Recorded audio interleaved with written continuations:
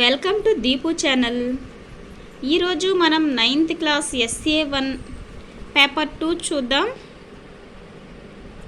ఈ వీడియో చూసే ముందు ఈ ఛానల్ని తప్పకుండా అందరూ కూడా సబ్స్క్రైబ్ చేయండి, లైక్ చేయండి, షేర్ చేయండి. ఈ పార్ట్ బి 40 మార్క్స్కి. దీనిలో ఫస్ట్ రోమన్ అవగాహన ప్రతిస్పందన పార్ట్ ఏ 12 మార్క్స్కి ఇచ్చారు. దీనిలో ఫస్ట్ రోమన్ ఏంటంటే క్రింది వాక్యాలను సంఘటనల ఆధారంగా క్రమంలో అమర్చి రాయండి అని ఇవ్వడం జరిగింది. ఇక్కడ 4 సెంటెన్సెస్ ఇచ్చారు. ఈ 4 వాక్యాలు మనం ఆర్డర్లో రాస్తే కనుక 4 మార్క్స్ వస్తాయి. ఇవేంటంటే ఏ వివేకానంద స్వామి చికాగోలో ప్రసంగించాడు, బి నరేంద్రుడు BA పట్టా పొందాడు, సి 7 ఏళ్ల వయసులో నరేన్ను మెట్రోపాలిటన్ ఇన్స్టిట్యూషన్లో చేర్పించారు, డి 1897 మే నుండి 1898 జనవరి వరకు వివేకానంద స్వామి ఉత్తర భారతదేశంలో ఎన్నో నగరాలకు వెళ్ళారు. ఈ 4 వాక్యాలను మనం ఆర్డర్లో కనుక రాసినట్లయితే దీనిలో ఫస్ట్ రాయాల్సింది సి 7 ఏళ్ల వయసులో నరేన్ను మెట్రోపాలిటన్ ఇన్స్టిట్యూషన్లో చేర్పించారు. నెక్స్ట్ బి నరేంద్రుడు BA పట్టా పొందాడు. నెక్స్ట్ డి 1897 మే నుండి 1898 జనవరి వరకు వివేకానంద స్వామి ఉత్తర భారతదేశంలోని ఎన్నో నగరాలకు వెళ్ళారు. ఫోర్త్ది ఏ వివేకానంద స్వామి చికాగోలో ప్రసంగించారు. నెక్స్ట్ రోమన్ ఏంటంటే ఈ క్రింది అపరిచిత పద్యాన్ని చదివి ఇచ్చిన ప్రశ్నలకు జవాబులు రాయండి అని ఇచ్చారు. ఇక్కడ పోయం ఇచ్చారు, 4 ప్రశ్నలు ఇచ్చారు. 4 ప్రశ్నలకు సమాధానం రాస్తే 4 మార్కులు. ఇక్కడ ఇచ్చిన పద్యం ఏంటంటే అనువుగాని చోట నదికుల మనరాదు, కొంచెముండు టెల్లా కొదువగాదు, కొండ ఎద్దమందు గొంచెమై ఉండదా, విశ్వదాభిరామ వినురవేమ.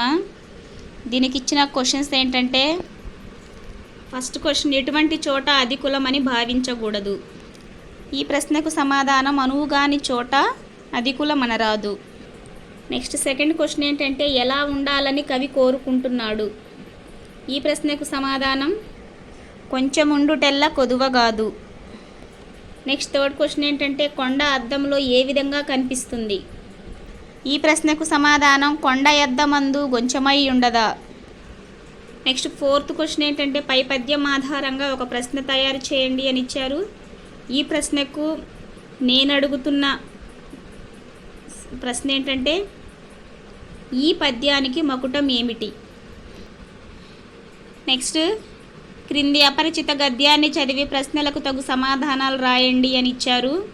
ఇక్కడ ఒక పారాగ్రాఫ్ ఇచ్చారు, 4 క్వశ్చన్స్ ఇచ్చారు. 4 క్వశ్చన్స్కి ఒక్కొక్క క్వశ్చన్కి 1/2 మార్క్, 4 క్వశ్చన్స్కి 2 మార్క్స్. పారాగ్రాఫ్ ఏంటో చూద్దాం. విభిన్న భాషా మత సంప్రదాయాలతో ఉపఖండంగా పేరొందినది ఈ భరతమాత. ఆమె పవిత్ర దేహంలో కర్ణాటక రాష్ట్రం ఒక భాగం.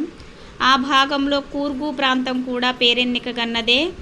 అందు విరాట్పేట గ్రామం అశ్విని జన్మస్థానమై ప్రపంచమంతటా గుర్తింపు పొందింది.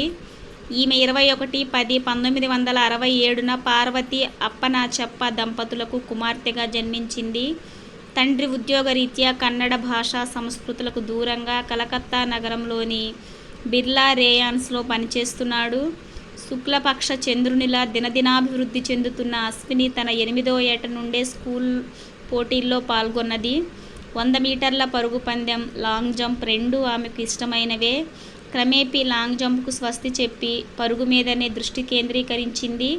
ఇండియన్ లేడీ రన్నర్స్ అందరిలోనూ ఎలాగైనా ఉషను అధిగమించాలనే ఆకాంక్ష బలవంతంగా ఉన్న రోజులవి. ఎందుకంటే ఉష ప్రతిభ పట్టపగటి సూర్యుడిలా వెలిగిపోతున్నది. కానీ ఆ ఆకాంక్షను నిజం చేసుకోగలిగింది మాత్రం అశ్వినియే. ఈ పారాగ్రాఫ్కి ఇచ్చిన ప్రశ్నలు ఏంటంటే ఫస్ట్ క్వశ్చన్ భారతదేశం గొప్పతనం ఏమిటి. ఈ ప్రశ్నకు సమాధానం విభిన్న భాషా మత సంప్రదాయాలతో ఉపఖండంగా పేరు పొందింది భారతదేశం, మన భారతదేశం. నెక్స్ట్ సెకండ్ క్వశ్చన్ ఏంటంటే కర్ణాటకలోని విరాట్పేట గ్రామం ఎవరి వల్ల గుర్తింపు పొందింది. దీనికి సమాధానం కర్ణాటకలోని విరాట్పేట అనే గ్రామం అశ్విని వల్ల పేరు పొందింది. నెక్స్ట్ అశ్వినికి ఇష్టమైన ఆటలు ఏమిటి? ఇక్కడ ఈ ప్రశ్నకు సమాధానం అశ్వినికి ఇష్టమైన ఆటలు పరుగు పందెం, long jump. Next 4th question ఏంటంటే పై పేరా ఆధారంగా ఒక ప్రశ్న తయారు చేయండి. ఈ పేరాకి నేను అడుగుతున్న ప్రశ్న ఏంటంటే నెక్స్ట్ ఈ క్రింది లేఖను చదివి ఇచ్చిన ప్రశ్నలకు జవాబులు రాయండి అని ఇచ్చారు. ఇక్కడ ఒక లెటర్ ఇవ్వడం జరిగింది. 4 మార్క్స్ ఇచ్చారు. 4 మార్క్స్కి ఒక్కొక్క దానికి హాఫ్ మార్కు, 4 క్వశ్చన్స్కి 2 మార్క్స్. ఇక్కడ ఇచ్చిన లెటర్ ఏంటంటే ఇది నరసాపురం 15/1/2002 గౌరవనీయులైన గ్రామ కార్యదర్శి గ్రామ పంచాయతీ నరసాపురం. అయ్యా, నేను నరసాపురం గ్రామంలోని 5వ వార్డులోని ఇంటి నెంబర్ 16/1 నందు నివసిస్తున్నాను. నా పేరు వై కిషోర్ బాబు. మా వీధిలో రోడ్లు, డ్రైనేజీ అపరిశుభ్రంగా ఉంటున్నాయి. కుళాయిల ద్వారా వచ్చు నీరు అపరిశుభ్రంగా ఉంటుంది. సదరు విషయాన్ని పరిశీలించి రోడ్లు, డ్రైనేజీలు శుభ్రపరచాలని కోరుకుంటున్నాను. స్వచ్ఛమైన నీరు పంపిణీకి తగిన చర్యలు తీసుకోవలసిందిగా కోరుచున్నాను. ధన్యవాదములు. ఇట్లు తమ విధేయుడు వై కిషోర్ బాబు, ఇంటి నెంబర్ 16-1 నరసాపురం, గ్రామ కార్యదర్శి నరసాపురం గ్రామం, పశ్చిమ గోదావరి జిల్లా. దీనికి ఇచ్చిన ప్రశ్నలు ఏంటంటే పై లేఖ ఎవరు రాశారు? దీనికి కరెక్ట్ సమాధానం Y Kishore Babu. Next 2nd question ఏంటంటే లేఖలో పేర్కొన్న సమస్యలు ఏవి?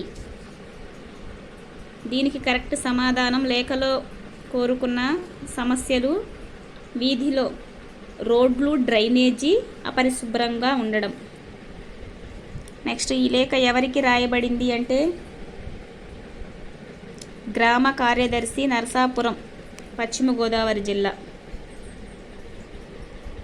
నెక్స్ట్ పై లేఖ ఆధారంగా ఒక ప్రశ్న తయారు చేయండి అని 4th క్వశ్చన్ అడిగారు. ఈ ప్రశ్నకు నేను అడుగుతున్న క్వశ్చన్ ఏంటంటే కిషోర్ బాబు ఉంటున్న ఇంటి నంబరు ఎంత? 2nd రోమన్ వ్యక్తీకరణ సృజనాత్మకత, ఇది 18 మార్క్స్కి ఇచ్చారు. 1st రోమన్ ఏంటంటే ఈ క్రింది లఘు ప్రశ్నలకు సమాధానాలు రాయండి అని 2 క్వశ్చన్స్ ఇచ్చారు. ఒక్కొక్క దానికి 2 మార్క్స్, రెండింటికి 4 మార్క్స్. దీనిలో ఇచ్చిన 1st క్వశ్చన్ ఏంటంటే వివేకానందుని ప్రయాణంలో కోతుల గుంపు ఎదురైన సంఘటనను రాయండి అని అడిగారు. నెక్స్ట్ 2nd క్వశ్చన్ జ్యోతిరావు పూలేను హతమార్చడానికి వచ్చిన హంతకులు మార్పు చెందిన సంఘటనను రాయండి అని ఇచ్చారు. ఈ 2 క్వశ్చన్స్కి 4 మార్క్స్. నెక్స్ట్ ఈ క్రింది ప్రశ్నలు ఒకదానికి జవాబు రాయండి అని 2 క్వశ్చన్స్ ఇచ్చారు. చాయిస్ 2 క్వశ్చన్స్లో 1 క్వశ్చన్ రాస్తే 4 మార్క్స్. దీనిలో ఇచ్చిన 1st క్వశ్చన్ ఏంటంటే నరేంద్రుని బాల్యం, విద్యాభ్యాసం గురించి రాయండి. 2nd క్వశ్చన్ ఏంటంటే సేఠ్జీ అంటే ఎవరు, ఆయన వ్యక్తిత్వాన్ని గురించి వివరించండి. రెండిట్లో ఒక ప్రశ్న రాయాలి. నెక్స్ట్ ఇచ్చిన రోమన్ ఏంటంటే ఈ క్రింది సృజనాత్మకత వ్యాసరూప ప్రశ్నలకు జవాబులు రాయండి అని అడిగారు. ఇక్కడ ఒక్కొక్క క్వశ్చన్కి ఒక్కొక్క రోమన్కి 2 క్వశ్చన్స్ ఇచ్చారు. ఒక్కొక్క క్వశ్చన్ రాయాలి. ఒక్కొక్క దానికి 5 మార్క్స్, 2 క్వశ్చన్స్కి 10 మార్క్స్. చాయిస్ తీసుకోండి. దీనిలో ఇచ్చిన 1st క్వశ్చన్ ఏంటంటే శాంతి ఆవశ్యకతను తెలియజేస్తూ మిత్రునికి లేఖ రాయండి. లేదా ప్రేరణ పాఠం స్ఫూర్తితో మీరే అబ్దుల్ కలాం అయితే నేటి విద్యార్థులకు ఏం చెబుతారు, సందేశం ఇవ్వండి. ఈ రెండిట్లో ఒకటి రాయాలి. నెక్స్ట్ 2nd క్వశ్చన్ ఏంటంటే పద్యరత్నాలు పాఠం ఆధారంగా కొన్ని నీతి వాక్యాలు రాయండి అని అడిగారు. లేదా ప్రబోధం ఆధారంగా శ్రీ విద్య ఆవశ్యకతను గురించి రాయండి అని అడిగారు. ఈ రెండిట్లో ఒక ప్రశ్నకు సమాధానం రాయాలి. ఇది question paper. Next bit paper చూద్దాం. పార్ట్ బి బిట్ పేపర్ ఇది. దీనిలో 20 క్వశ్చన్స్ ఉంటాయి. ఒక్కొక్క దానికి హాఫ్ మార్కు. మొత్తం 10 మార్క్స్కి 30 మినిట్స్ టైము.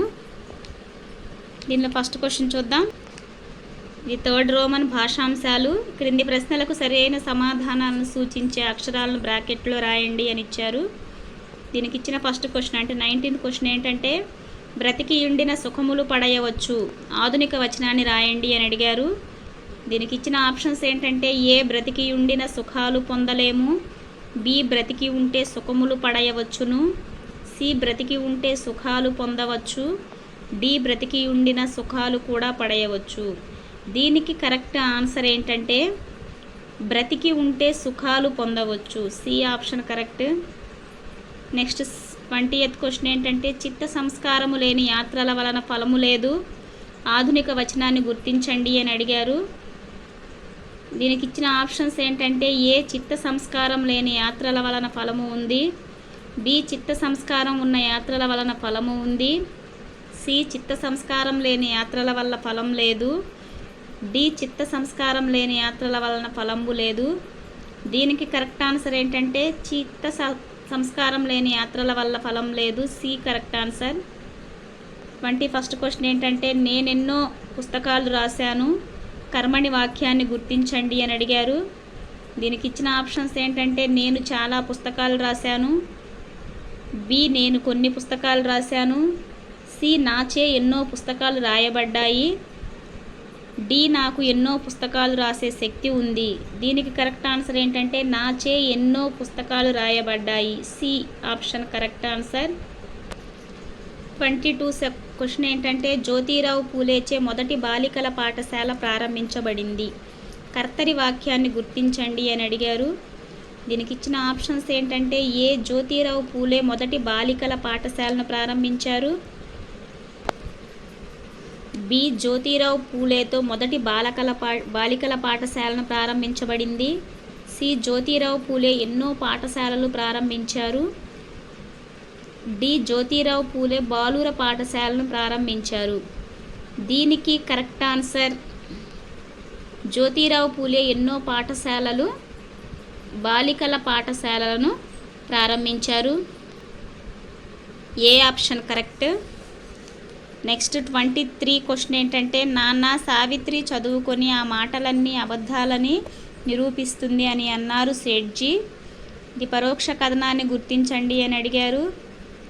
దీనికి ఇచ్చిన ఆప్షన్స్ ఏంటంటే ఏ నాన్న సావిత్రి చదువుకొని ఆ మాటలన్నీ అబద్ధాలను నిరూపిస్తుంది అని సేట్జీ అన్నారు, బి నాన్న సావిత్రి చదువుకొని ఆ మాటలన్నీ అబద్ధాలను నిరూపిస్తుందని అన్నారు సేట్జీ, సి నాన్న సావిత్రి చదువుకొని ఆ మాటలన్నీ అబద్ధాలను నిరూపిస్తుందని అన్నారు సేట్జీ, డి నాన్న సావిత్రి బాగా చదువుకొని ఆ మాటలన్నీ అబద్ధాలను నిరూపిస్తుందని అన్నారు.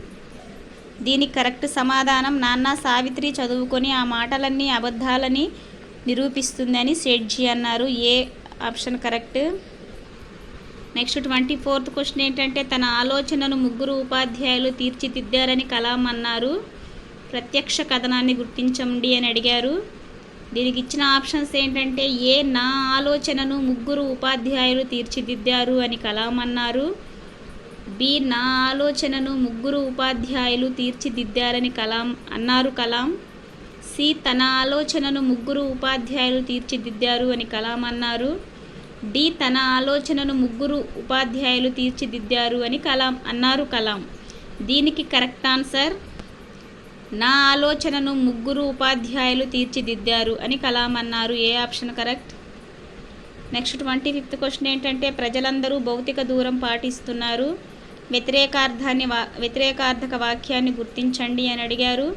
దీనికి ఇచ్చిన ఆప్షన్స్ ఏంటంటే ఏ ప్రజలు భౌతిక దూరం పాటిస్తున్నారు, బి ప్రజలందరూ భౌతిక దూరం పాటించుటలేదు, సి ప్రజలందరూ భౌతిక దూరం పాటించగలరు, డి ప్రజలు భౌతిక దూరం పాటించాలి. ఇక్కడ వ్యతిరేక అర్థం రాస్తే కనుక కరెక్ట్ ఆన్సర్ ఏంటంటే ప్రజలందరూ భౌతిక దూరం పాటించుట లేదు, B correct answer. 26th question ఏంటంటే విద్యార్థులు నియమాలు పాటించారు, వ్యతిరేకార్థక వాక్యాన్ని గుర్తించండి అని అడిగారు. దీనికి ఇచ్చిన ఆప్షన్స్ ఏ విద్యార్థులు నియమాలు పాటిస్తున్నారు, బి విద్యార్థులు నియమాలు ఎక్కువగా పాటిస్తున్నారు, సి విద్యార్థులు నియమాలు కొంచెం పాటిస్తున్నారు, డి విద్యార్థులు నియమాలు పాటించడం లేదు. ఇక్కడ వ్యతిరేకార్థం అడిగారు కాబట్టి విద్యార్థులు నియమాలు పాటించడం లేదు, D option correct. Next 27th question ఏంటంటే నరేంద్రుడు సాగరంలో దూకి శిలను చేరుకున్నాడు. ఇక్కడ అండర్లైన్ వర్డ్ దూకి. ఇది ఏ రకమైన సంశ్లిష్ట వాక్యమో గుర్తించండి అని అడిగారు. దీనికి ఇచ్చిన ఆప్షన్స్ ఏ శతార్థకం, బి అప్యర్థకం, సి వార్ధకం, డి ఛేదర్థకం. దీని కరెక్ట్ ఆన్సర్ వార్ధకం, C correct answer. Next 28th question ఏంటంటే స్త్రీలకు ఎన్నిక హక్కులు లభించాయి, ఒక స్త్రీని మంత్రినిగా నియమించారు, సంయుక్త వాక్యాన్ని గుర్తించండి అని అడిగారు. దీనికి ఇచ్చిన ఆప్షన్స్ ఏ స్త్రీలకు ఎన్నికల హక్కులు లభించిన స్త్రీ మంత్రినిగా నియమించబడలేదు, బి స్త్రీలకు ఎన్నికల హక్కులు లభించాయి కాబట్టి ఒక స్త్రీని మంత్రినిగా నియమించారు, సి స్త్రీలకు ఎన్నికల హక్కులు లభించాయి, చాలామంది స్త్రీలకు పదవులు వచ్చాయి, డి స్త్రీలకు ఎన్నికల హక్కులు లభించిన స్త్రీలకు పదవులు రాలేదు. దీనికి కరెక్ట్ ఆన్సర్ సంయుక్త వాక్యం. స్త్రీలకు ఎన్నికల హక్కులు లభించాయి కాబట్టి ఒక స్త్రీని మంత్రినిగా నియమించారు. B option correct. Next 29th question ఏంటంటే వాహనాలు వేగంగా నడపవద్దు, ఇది ఏ రకమైన వాక్యమో గుర్తించండి అని అడిగారు. దీనికి ఇచ్చిన ఆప్షన్స్ ఏంటంటే ఏ సామర్థ్యార్థక వాక్యం, బి అనుమత్యర్థక వాక్యం, సి నిషేధార్థక వాక్యం, డి హేత్వార్థక వాక్యం. ఇక్కడ నడపవద్దు అని అడిగారు కాబట్టి దీనికి కరెక్ట్ ఆన్సర్ ఏంటంటే నిషేధార్థక వాక్యం, C correct answer. 30th question ఏంటంటే వాళ్ళు ఎక్కడికి వెళుతున్నారు, ఇది ఏ రకమైన వాక్యమో గుర్తించండి అని అడిగారు. దీనికి ఇచ్చిన ఆప్షన్స్ ఏంటంటే ఏ ప్రశ్నార్థక వాక్యం, బి సందేహార్థక వాక్యం, సి సామర్థ్యార్థక వాక్యం, డి నిషేధార్థక వాక్యం. దీనికి కరెక్ట్ ఆన్సర్ ప్రశ్నార్థక వాక్యం, A option correct. Next 31st question ఏంటంటే మీరు లోపలికి రావచ్చు, ఇది ఏ రకమైన వాక్యమో గుర్తించి రాయండి అని అడిగారు. దీనికి ఇచ్చిన ఆప్షన్స్ ఏంటంటే ఏ అనుమత్యర్థక వాక్యం, బి విద్వార్థక వాక్యం, సి సామర్థ్యార్థక వాక్యం, డి నిషేధార్థక వాక్యం. దీనికి కరెక్ట్ ఆన్సర్ అనుమత్యర్థక వాక్యం, A option correct answer. 32 question ఏంటంటే వర్తమాన కాల అసమాపక క్రియను ఏమంటారు అని అడిగారు. దీనికి ఇచ్చిన ఆప్షన్స్ ఏ శతార్థకం, బి క్వార్థకం, సి ఛేదర్థకం, డి అప్యర్థకం. ఇక్కడ వర్తమాన కాల అసమాపక క్రియను అడిగారు కాబట్టి కరెక్ట్ ఆన్సర్ శతార్థకం, ఏ ఆప్షన్ కరెక్ట్. నెక్స్ట్ ఏమడిగారంటే కింది జాతీయాలను ఏ సందర్భంలో ఉపయోగిస్తారో రాయండి అని అడిగారు. ఫస్ట్ది 33 క్వశ్చన్ అరణ్య రోదన. అరణ్య రోదన అంటే అరణ్యంలో మనం ఎంత అంటే దీనికి జాతీయం ఏది రాస్తారు అంటే మనం ఎంత చెప్పినా ఎవరు వినిపించుకొని ఆ సందర్భంలో ఎవరికి వినిపించుకొని వినపడని సందర్భంలో ఈ అరణ్య రోదన అనేదాన్ని మనం అంటూ ఉంటాము. నెక్స్ట్ ఏంటంటే 34th క్వశ్చన్ గజస్నానం. దీనికి జాతీయం ఏంటంటే ఏనుగుకి స్నానం చేయడం వల్ల ఉపయోగం ఉండదు అన్న సందర్భంలో ఉపయోగిస్తారు. నెక్స్ట్ 35th క్వశ్చన్ ఏంటంటే బూడిదలో పోసిన నెయ్యి.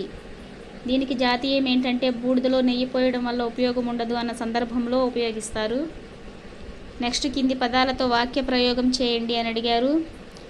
36th దీర్ఘవైర వృత్తి, 37th మడువు, 38 ఎల్లప్పుడు. ఇది ఓన్ సెంటెన్సెస్, ఇది ఎవరికి వారు ఓన్గా రాయాలి. ఇదండి 9th class SA1 Telugu 2nd paper. ఇంకొక వీడియోలో మళ్ళీ కలుద్దాం. Bye children.